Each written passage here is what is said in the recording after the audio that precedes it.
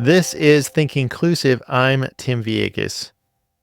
How can we celebrate individual differences in learning to create inclusive and supportive environments in schools?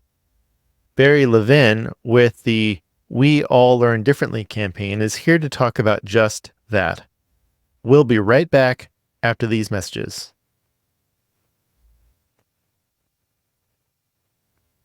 Welcome back to Think Inclusive, where each week we bring you conversations about inclusive education and what inclusion looks like in the real world. Bari Levin, an esteemed special education teacher with 34 years of classroom experience, holds a bachelor's in elementary and special education and a master's in special education. She has dedicated her career to students with learning disabilities, autism, social emotional challenges, and ADHD, a field close to her heart as a parent of a child with ADHD. Renowned for her passion and energy, Bari's advocacy has empowered countless students to succeed academically and personally by boosting their self-esteem and self-advocacy skills. Her leadership extended to the Special Kids Network's executive board, directing over $1.5 million to programs for youth. As a co-coordinator for a local CHADD chapter, she supported parents and educated teachers on ADHD and learning differences. Currently, as the executive director of the I Am Able Foundation, Bari champions neurodiversity in education and the workplace, steering a $75,000 grant to promote inclusive learning through the We All Learn Differently initiative. In this episode, Bari and I discuss the We All Learn Differently campaign and our focus on creating awareness and understanding of learning differences, especially in middle school students. Before we get into my conversation with Bari, I want to tell you about our sponsor for this week and the entire month of June, the Described and Captioned Media Program. DCMP is the nation's leading source of accessible educational videos. Membership is free for families and school personnel with at least one early learner through grade 12 student with a disability. And it includes free access to thousands of videos and educational television series with captions, audio description, and American Sign Language.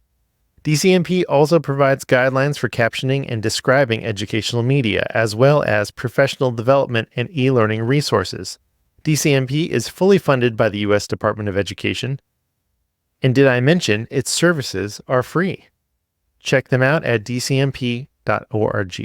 And now my conversation with Bari Levin.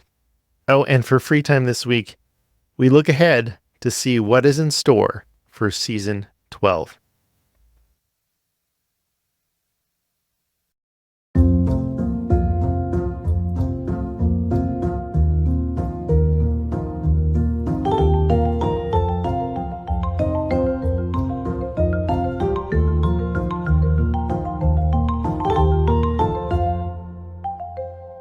Bari Levin, welcome to the Think Inclusive podcast. Thank you for having me. I appreciate the time that you're giving me to talk about our topic today. Yeah, and our topic today is the campaign that you are involved with called the We All Learn Differently campaign. Why don't we start there? What is We All Learn Differently? And from what I understand, it really focuses on middle school. Is that right?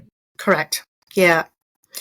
Well, we got invited to this community in action from Educating All Learners Alliance.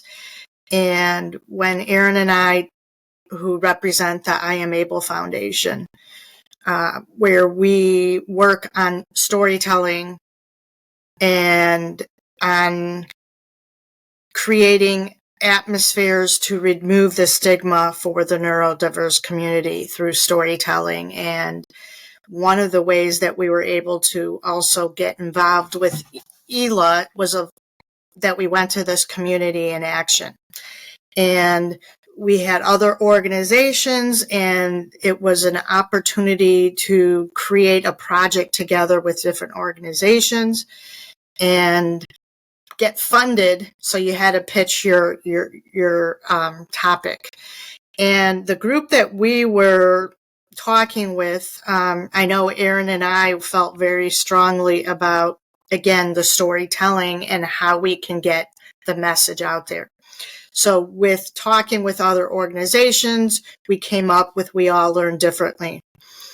Originally, we wanted it to be a, all audience, and then we realized we had to, hone it in to be a little more smaller of an audience where we could make an impact. And we came up with the middle school, and I was a special educator for 34 years, and the majority of my career was working with special education students at the middle school level. So to me, that was really important. And again, because I was actually in the classroom and I saw what I was able to do with my students the last, I say, 10 years of my teaching career, where I really honed in about talking to the kids about their learning differences, to share with them what their IEP was,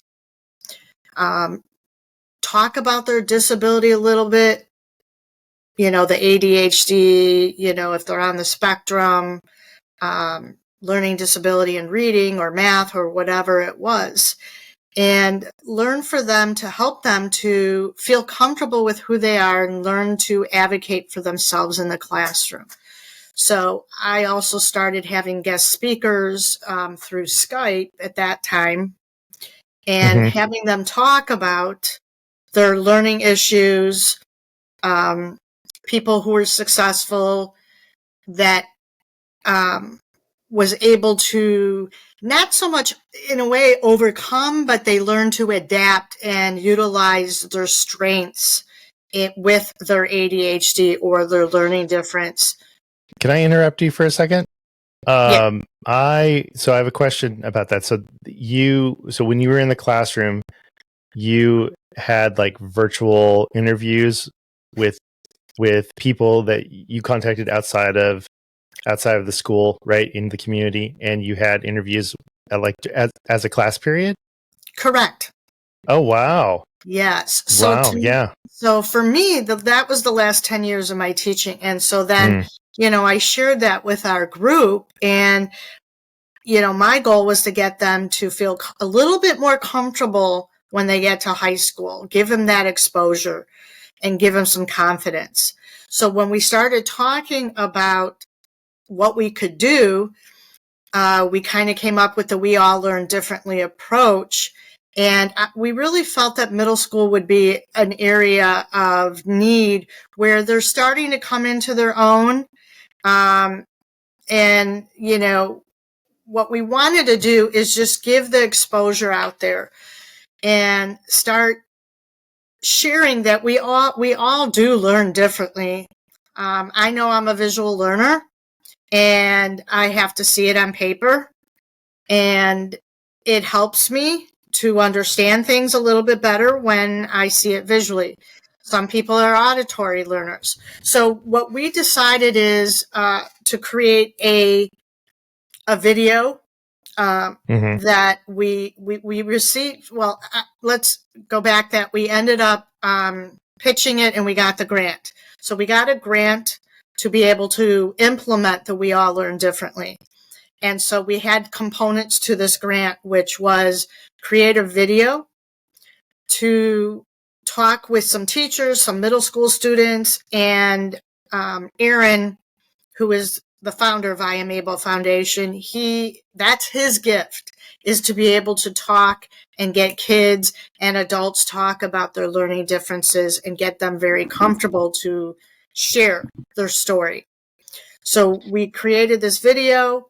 We created a playbook where we have, we'll talk about that in a minute. So, and then the third component is getting it in the schools. We have pre and post surveys to get students and teachers to gives us some feedback, and that will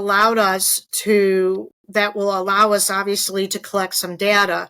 So that way we know that we could share with schools all around that it is making an impact. And ultimately our goal is we want people to just start having discussions in the middle school classroom, because it allows people to be understood. It can create empathy, and it allows also, the peers to hear some of the stories that maybe they're going through that might be, not truly understanding that they might have to go to a special ed classroom, and there's a reason why and they're not that much different from them. And it just brings up that conversation. So really, we all learn differently is a way to start the conversation. And it allows us to have some middle schools, it's also not an added on curriculum, because being an educator, I understand completely that when you hear, here's another curriculum that we need to do and add into our day. This could be done, especially in middle school, because again, I know middle school life, typically they have an advisory, and we could do this during an advisory time. So you get all the students that a teacher might have. It can also be done in an art classroom, because there's some art projects in the playbook. So the art teacher, if they are comfortable enough, they could do the art project and, talk a little bit about it. And then, if there's days where they may have a half a day and they do team activities, because I know at the school where I taught, we had like 7th grade team, 8th grade team, 6th grade team, 5th grade team. So it would allow them to do something as a team level to talk about discussions. So I definitely know there's opportunities in the middle school to start these conversations, and do it a couple of times a year, 3 times a year, hopefully, or even more if they really get into it. And it just allows them to, again, start the conversation and build that empathy, and hopefully allow the students who have learning differences to feel a little bit more empowered as well. Sure. Yeah. So I actually have, I actually have 2 middle schoolers. I have an 8th grader and a 6th grader. One's about to, we're ending the school year now, so everyone's about to move up. But I think that this is potentially very powerful, because a lot of schools, they don't know how to discuss disability or difference at all. They just don't know how to talk about it. So this seems like a really easy way and a simple way to start the conversation. And like you said, a lot of schools in general, but especially middle schools, have those advisory periods, advisement, enrichment blocks, stuff like that, where you could fit something like this in. And like you said, it's only maybe once or twice a year. And if you look at the playbook, and we'll talk about it in just a second, but there's lots of different options for a practitioner. And so this could be a general education teacher. It could be a special education teacher. It could be a counselor. It could be assistant principal. Like, were there particular people in a school district or in a school building that you were thinking would use it? No, I just totally agree what you just said, because it could be anybody in the building, exactly what you just said. Because one of the things that I also want to share, that it is free. So yeah, it's an opportunity where it doesn't cost the school district any money to do this. If they want to reach out to me, and, I would be happy to help out and start, the process with them. But they could go to the website, they could watch the video on the website. And the reason why we feel the video is so important, because the conversations in the video, and you got some middle schoolers really sharing, completely being open about what it's like having ADHD or dyslexia. And it brings that emotion, which then starts the conversation. And that's what we really believe in, getting access to people to start the conversation by having this video. And then it can go, any way through utilizing the playbook. But it's important to, again, have that conversation going, especially at the middle school level. So how can someone get the playbook, and then what is in the playbook? Okay. So basically, through the I Am Able Foundation, we have a link on there, and it will take you to wealllearndifferently.com, or you can go to wealllearndifferently.com, because basically the I Am Able Foundation is spearheading this now. And so we're the organization that is, contacting the schools and, working with teachers and administrators. So they could go to, again, IamAbleFoundation.org and the wealllearndifferently.com. And there's videos up on there. And all you need to do is put your email address in to get the playbook. And then I usually will send up a follow-up email after they download the playbook. So again, because we do have pre and post surveys, which would also help us to continue getting some data. The playbook is basically, there's 3 parts to it. And the first part is just talking a little bit about what We All Learn Differently is. And it also just gives some tips on how to start the conversations and why we chose to do this. And then it goes into questions for the teachers to ask.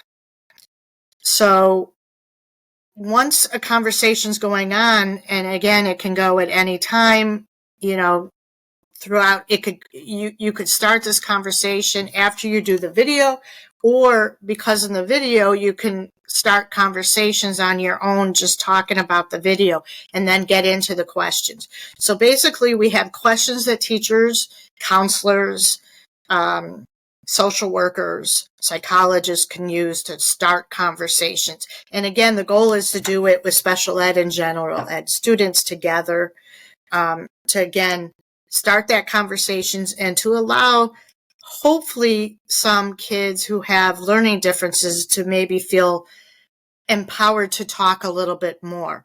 Or maybe a student who realizes, oh, you know what? I do learn differently. I never realized that I learned this way.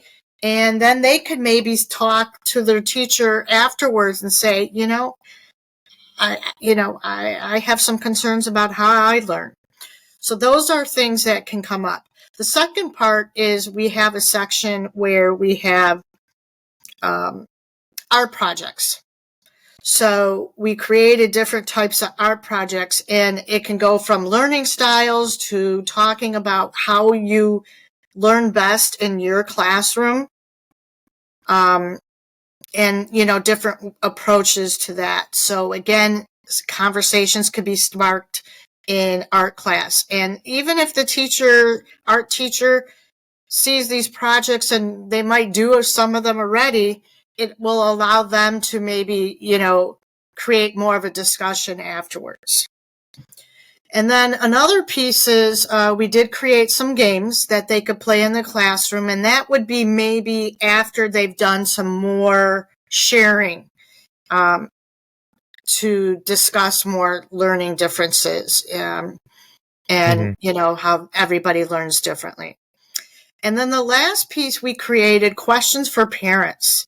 So another area where we have is parents don't always feel comfortable talking to their child about learning differences. And, when I first started teaching way back in the day, there was a lot of the students, because I did do direct instruction for math and reading, a lot of the kids didn't even know why they were even in my classroom. So as it evolved, they started learning a little bit more. But again, some parents are really good about being very honest and open, but we still have today, again, because it goes back to the stigma of, we still have today people who don't feel comfortable really talking about it with their child. And that's a key component, again, especially at middle school level, because it will allow the conversation between the parent and the child to have a better relationship, and just start asking questions about how they learn in the classroom can also be very important. And it empowers the student and it empowers the parent that they could really bond and have that conversation, especially before they go to high school, because we want to give these students the confidence, because as we know, and also as we all know, it is important for that confidence level, but we also want kids to talk about their strengths in the classroom and at home, because that's really, really also key, because a lot of kids with learning differences and even other students who are on the cusp or who are at-risk students, they don't have that confidence level, but they also don't know about, what their strength is, and start using that tool. I did that also in a lot in my classroom as well, and that's why I felt it was really important. And that with the I Am Able Foundation too, we talk a lot about strengths, because that allows them to feel comfortable with who they are and embrace their learning difference and say, okay, I may struggle here and I have a challenge here, but I'm also great at this. And so it allows them to feel more confident with who they are and start sharing a little bit more at home, at school, and beyond. So that's really something that we feel was really important that we created in the play. The playbook is having that parent component. Right. Yeah, that feels like a really important piece to all this. So I'm a former special education teacher. I taught 16 years in the classroom, mostly like disability specific classrooms. And just from listening to you talk, I can tell that the experience you had with your students in your classroom really informed a lot of this. So you can tell it's really important to you. It's really can I ask you about your journey into being a special educator? I went into college as a child psychologist. I always knew I wanted to do something with kids. I just didn't know what I wanted to do.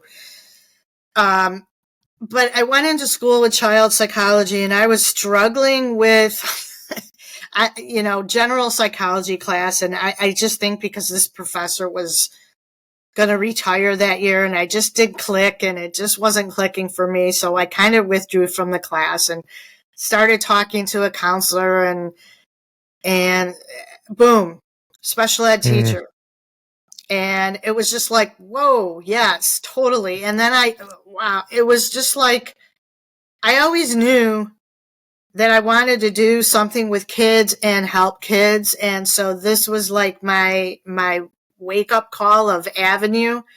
I got really involved at that point as a student at, Illinois State University, was getting involved in as a student council for exceptional children. So it really got me into, doing different activities on campus about disabilities and all kinds of disabilities, and went straight forward onto that, and, taught for 34 years. And once you find your niche of area teaching, the middle school, that was it. I loved it. But I mean, I taught third and fourth grade, for a couple of years here and there, but middle school was definitely the source of where I wanted to be at. That's fantastic. I never taught middle school. I taught mostly third, fourth, fifth, and then my first teaching job, middle school, was called junior high, and it was seventh and eighth. So sixth grade was kind of lumped in with the elementary group. But yeah, I never actually taught at the middle school level. But when I was like a support specialist for my district. I got to visit lots of different schools. So I think middle school teachers are unique. They are. So They are. they're unique. And I think one of the things is, and this will also help with the teacher relationship, because again, I really developed relationships with my students, because if I didn't have that relationship, they weren't going to work for me and have that trust between them. So that was a huge focus of mine. And to this day, I still talk to a lot of my former students. You know, sometimes I get like these emails out of surprise, or they find me on LinkedIn and, you know, social media. And it's just, it makes my day tremendously when you sure. get, you know, a contact from a former student, because then I know I did my job as an educator. And relationships, again, with, you know, we all learn differently. It brings it all back to relationships with parents and the teachers, to make these kids feel comfortable with how everybody learns. Do you have any stories about how we all learn differently has impacted middle schoolers, you know, since the campaign started? Yeah, you know, it's funny because, you know, we do have, I Am Able has a YouTube channel, with, we share stories. And it's funny because I guess one of the students, that Aaron had gone to one of the schools and speak, and this kid must have gone, he went on our YouTube page, looked at the videos, and he made a comment on one of Aaron Wolf's video that he did for us for the foundation. And this kid said, totally love this. I love what you're doing, and thank you, or something like that. So he sought out, you know, these videos. So that was really, you know, cool.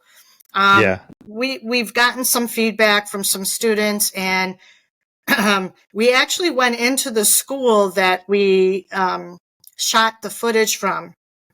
And one student actually said that, you know, the student said they were, that that the kids that talked had a lot of guts doing what they did to feel comfortable enough to be on this video. And they were sharing, you know, they like thanked them and shared them on. So that again is another avenue. I think one of the things that, you know, I truly feel is important as well is because we hear a lot of the negative when, you know, the stigma of learning differences. What we want to do is build that positive atmosphere so that peers can understand what they're going through. And a lot of the neurodiverse kids and learning differences, they struggle with that stigma, and they're not very open and wanting to share. So sometimes it's very difficult for them. And so again, having this video and this playbook helps.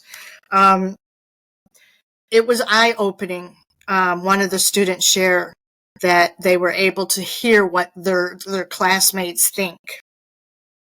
And again, it brings it out. So it brings out having that video and showing emotion and realizing that these are middle schoolers talking really does help. So I think having the feedback that we've gotten some great feedback, and a lot of the kids really felt that the video was very, very effective. And the questioning from the playbook as well. So what we want to do potentially is to continue growing this into more schools.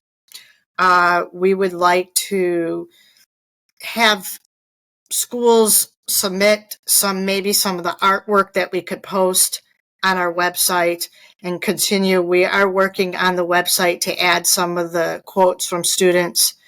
And we do have a video of the school. We want to add a video clip. It's like a 1-minute video clip of what it was like in a school. that we're going to add onto our website as well, and try to make it a little more interactive at some point in the near future as well.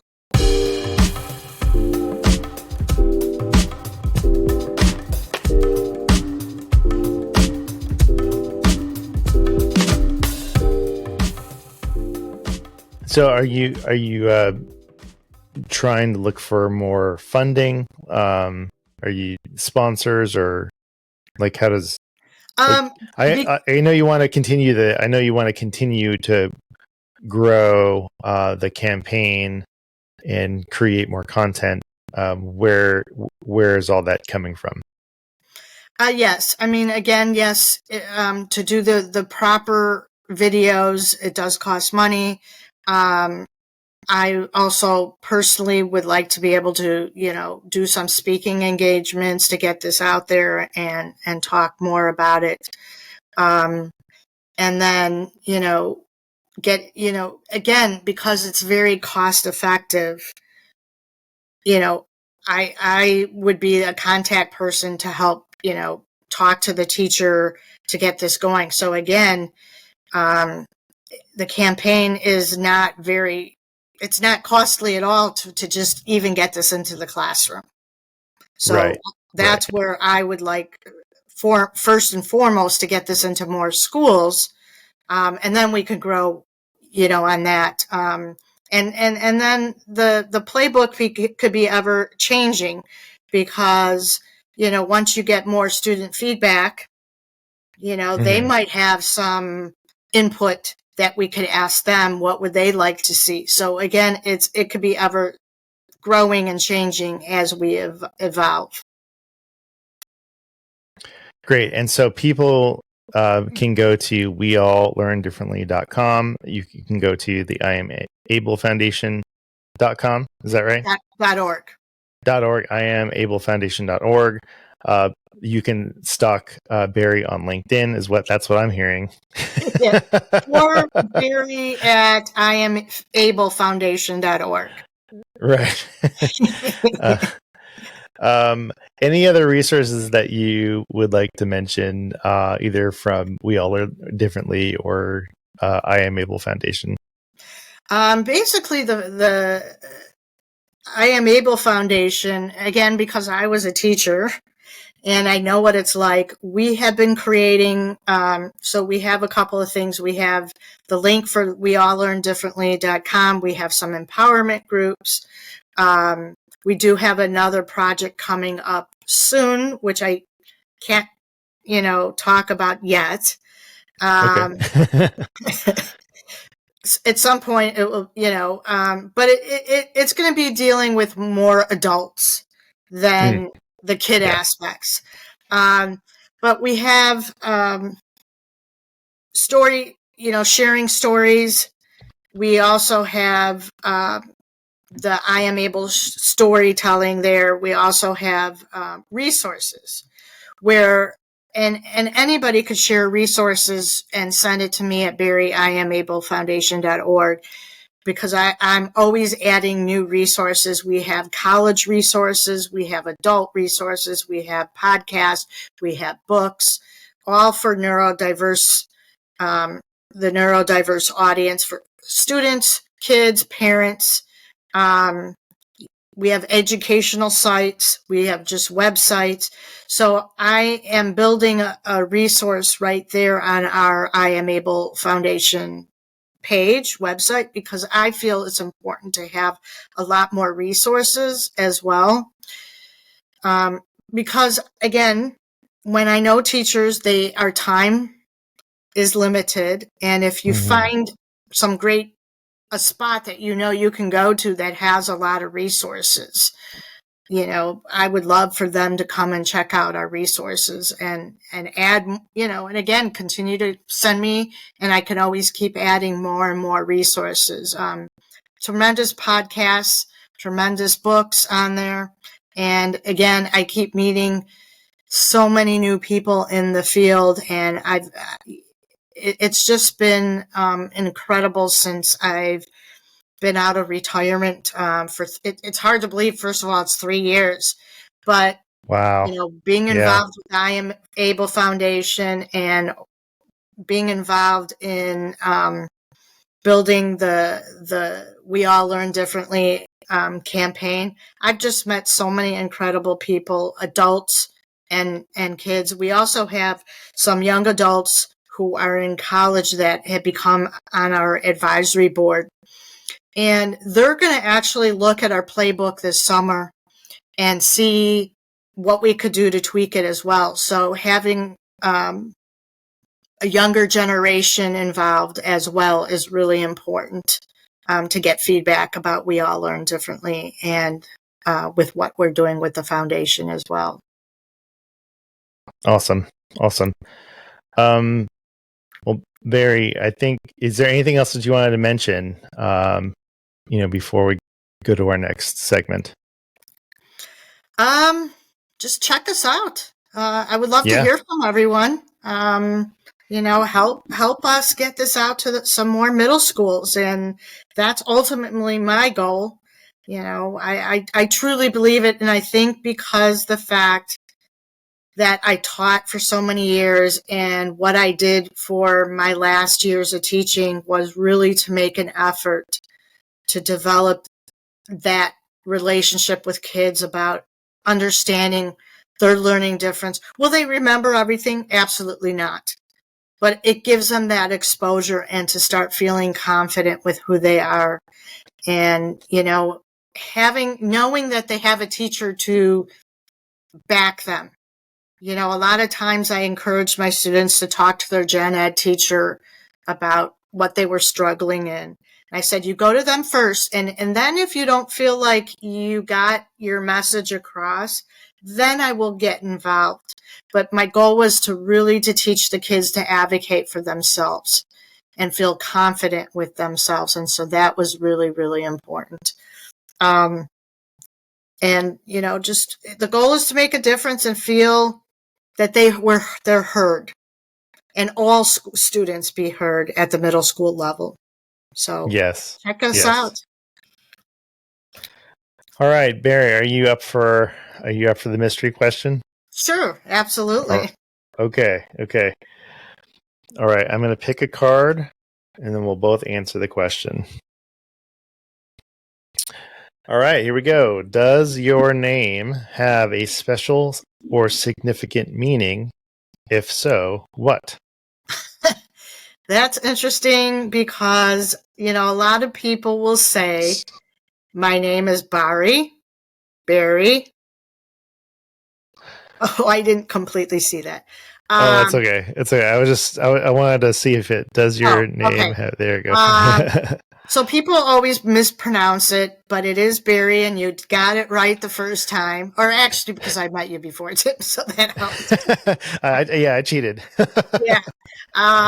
But no, my mom, I think, liked this ballerina, and I don't know if it had Barry in it or if it was a Barry, but that's kind of how it supposedly came about. So there's no special meaning. It's not a nickname. Oh, But interesting. Okay, yeah,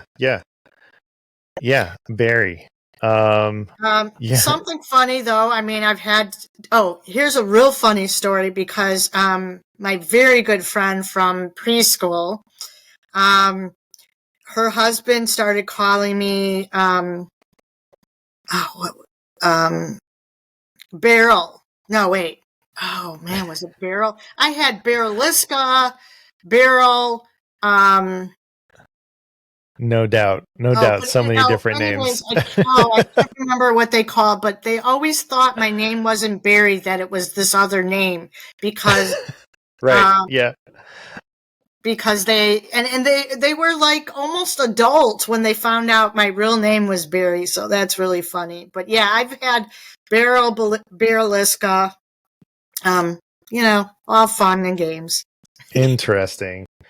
Well, so my name is actually Timothy, and it comes from the Bible. That Timothy was it's a book in the Bible, and it Well, now I'm on the spot because I'm supposed to know what it means, but I I think it means like God is heard or something like that. I'm sorry, Mom and Dad, if I got that wrong. I'm going to look it up later. But my parents called me Timmy, for the longest time, but no one else called me Timmy except for like my family, like my immediate family, mom and dad, aunts and uncles and stuff like that. And then when I've always been Tim, and then when I got to college, since my last name is Villegas, I had college roommates that would call me Vegas. And so that stuck pretty much throughout college, and even after college, all of my close friends just called me Vegas. And so if you look at my social media handle, it's the real Tim Vegas. Yeah, that's why it's Tim Vegas, and I kind of embraced it. I didn't like it at first, but I embraced it. And so no one really in my like immediate life really calls me Vegas, because a lot of my college friends, I moved and they're kind of all spread out everywhere. So unless they see me or we interact, then they call me Vegas. Very few people still call me Vegas, but it's really just Tim. Oh, it's great. We love the mystery question. Bari Levin, thank you so much for being on the Think Inclusive podcast. We appreciate your time. Thank you so much for having me. I appreciate it. And check us out, IamAbleFoundation.org and WeAllLearnDifferently.com. Thank you.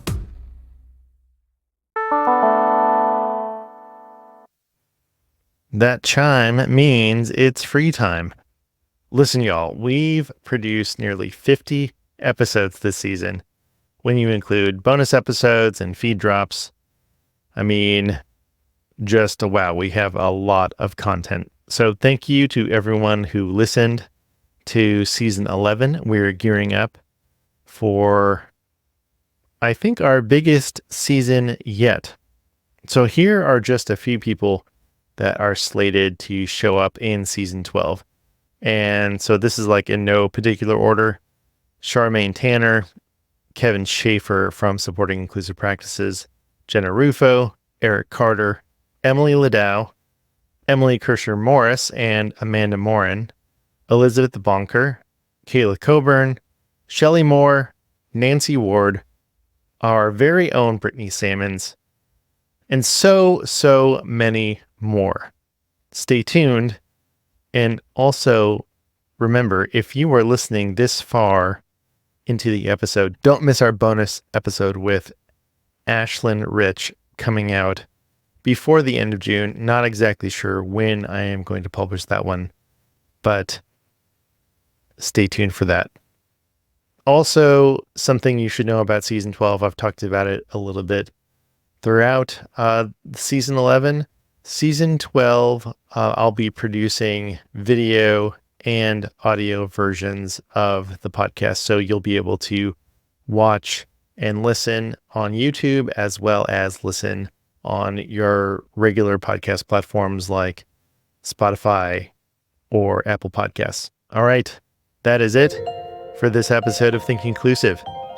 Think Inclusive was written, edited, designed, mixed, and mastered by me, Tim Villegas, and is a production of the Maryland Coalition for Inclusive Education. Original music by Miles Kredich. Additional music from Melody. Thanks to our sponsor this week, the Described and Captioned Media Program. Learn more at dcmp.org. Thanks for your time and attention, and remember, inclusion always works.